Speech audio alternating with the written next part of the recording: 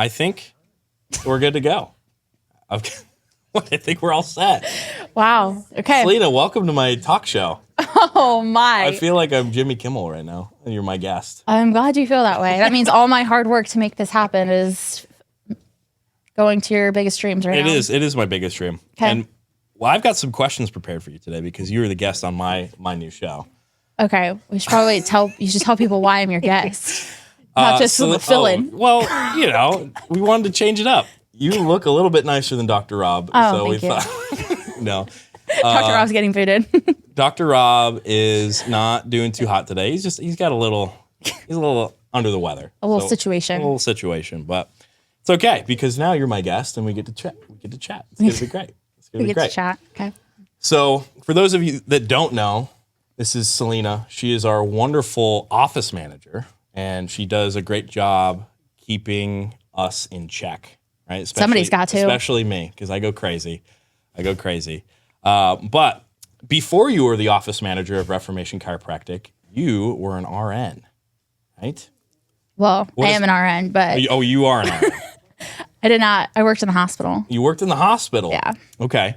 Yeah. Well, that is an unusual track, right? Yeah. Most people do not go from working full in the medical field to chiropractic, let alone the principled chiropractic that we have here. Yeah. So what was your journey? Like, how did that start? What was the catalyst for that?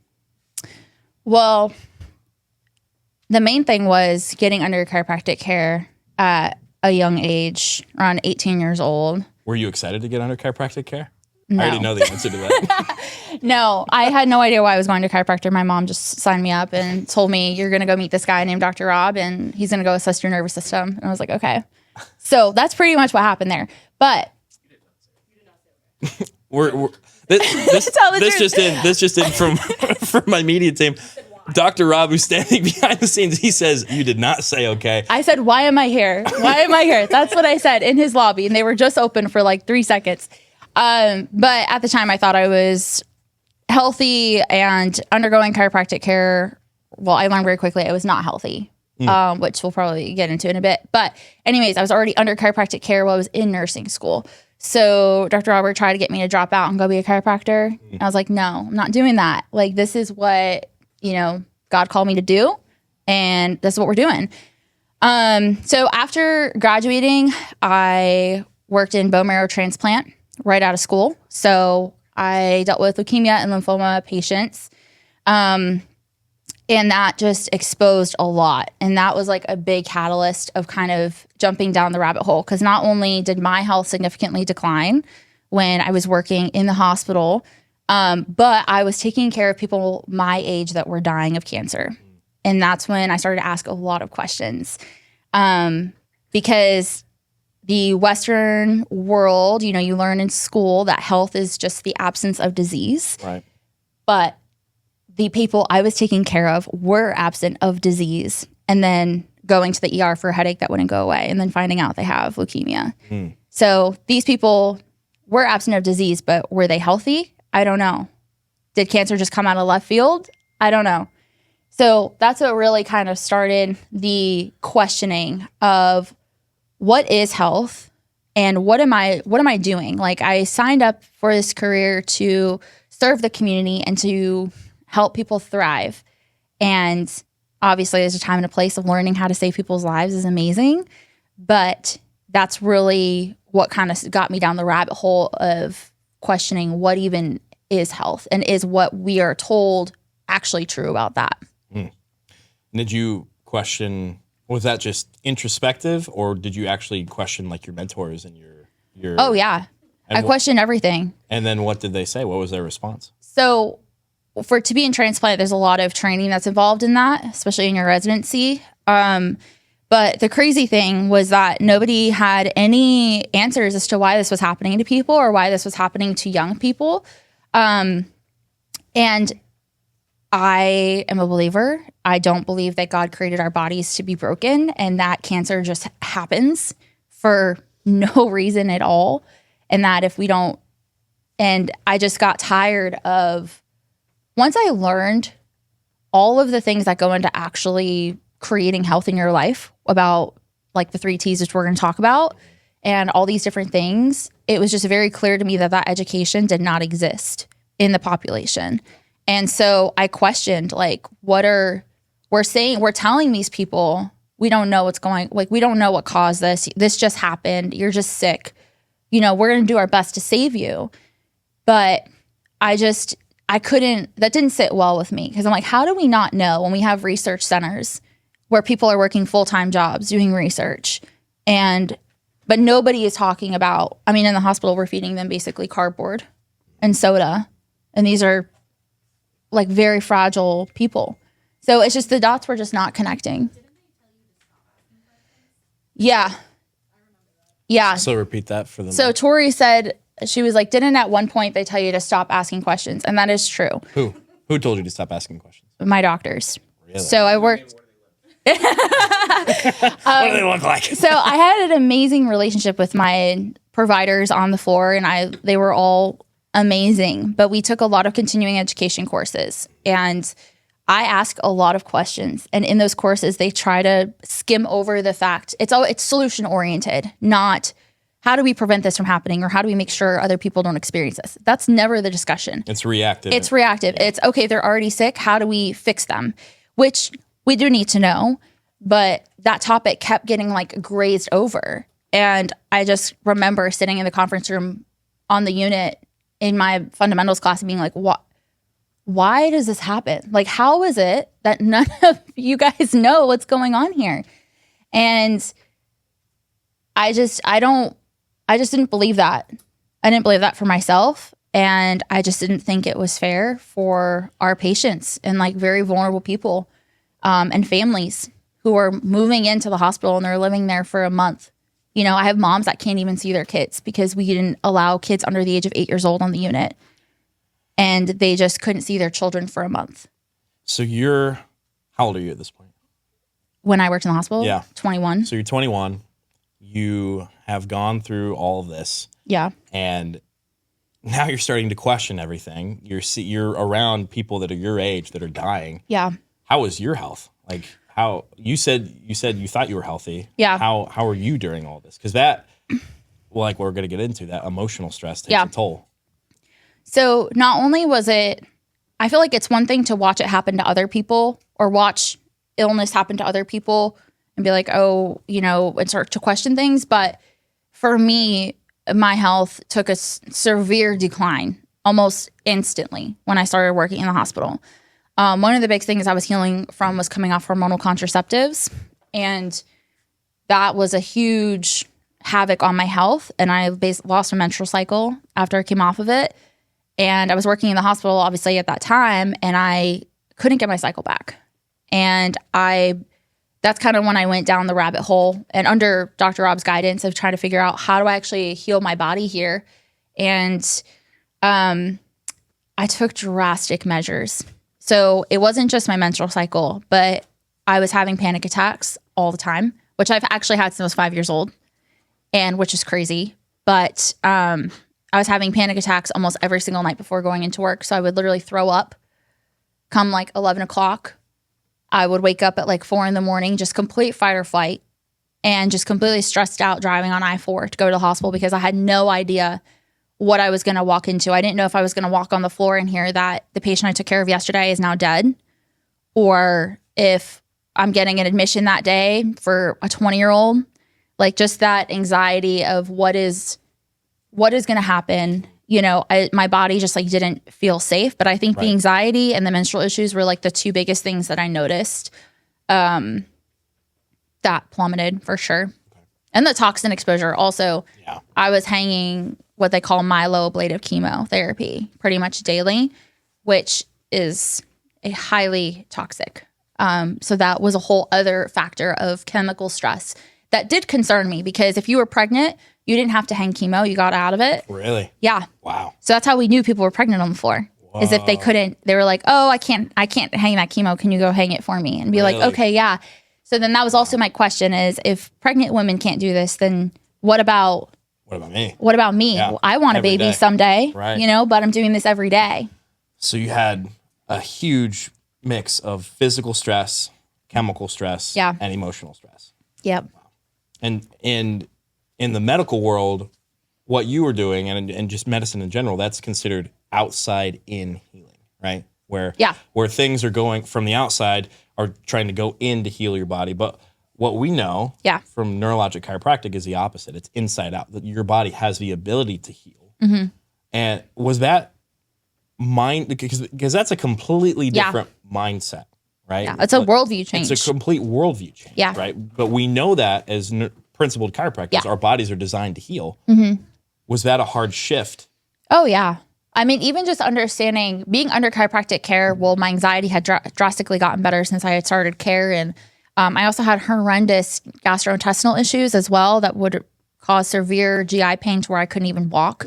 And it would only happen when I was physically at the hospital, which I thought was so crazy because I would go home and it would go away. But it is a complete worldview change because luckily I had Dr. Robert in my life as a mentor at that point and saying, hey, you can't keep doing what you're doing and expecting different results. You can't keep doing what you're doing and expecting your body to heal. It's doing its best, but that's just not going to work. And then it took a long time, even after the whole basically identity crisis of shifting my career upside down. It took a long time for me to be able to understand how does principled chiropractic care, how does that work? And how does that affect our immune system and all these other things? Right. And then having that worldview change. Dr. Rob would make fun of me after a few months of working here. And he's like, why is this still so hard for you to understand? Why is this so complicated? But yeah. What was the hardest concept? The fact that if you're not getting adjusted and taking care of your nervous system, that nothing operates as it should. And when I say nothing, I mean absolutely nothing.